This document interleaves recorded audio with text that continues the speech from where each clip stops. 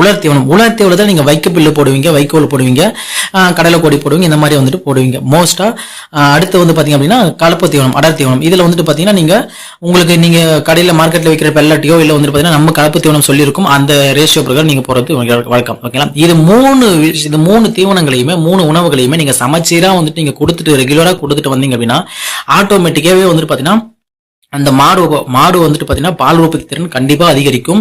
அதோட நான் முதல்ல சொன்ன மாதிரி நீங்க எவ்வளவுதான் வந்துட்டு ஃபீட் பண்ணாலுமே அதோட கெப்பாசிட்டி லெவல் வரைக்கும் தான் பால் உற்பத்தி திறன் அப்படிங்கிறது அதிகமாகும். இப்போ ஃபார் எக்ஸாம்பிள் ஒரு 10 லிட்டர் கறக்கிற மாடு அப்படின்னா 10 லிட்டர் வரைக்கும் தான் கறக்கும். 10 லிட்டர் கறந்துருச்சு அப்படின்னு சொல்லிட்டு அடுத்தடுத்து நீங்க தீவனங்கள் அதிகப்படுத்தும் போது உங்களுக்கு லாஸ் ஆகும். அதுக்கு நீ எவ்வளவுதான் தீவனம் கொடுத்தாலுமே கூட 10 லிட்டர் மட்டும் தான் கறக்கும். அதுக்கப்புறம் கொடுக்கக்கூடிய தீவனங்கள் எல்லாமே உங்களுக்கு வேஸ்டா தான் போகும். அதனால ஒன்ஸ் நீங்க இதோட கெப்பாசிட்டி பீக் லெவல் எவ்வளவுன்றது நீங்க கண்டுபிடிச்சிட்டீங்க அப்படின்னா அந்த தீவனத்தை லிட்டர்ஸ்க்கு 10 லிட்டர் கறக்குது அப்படின்னா 10 லிட்டருக்கு என்ன தீவனம் கொடுத்தா கரெக்டா இருக்கும் அந்த தீவனங்களை மட்டும் கால்குலேட் பண்ணி கொடுங்க.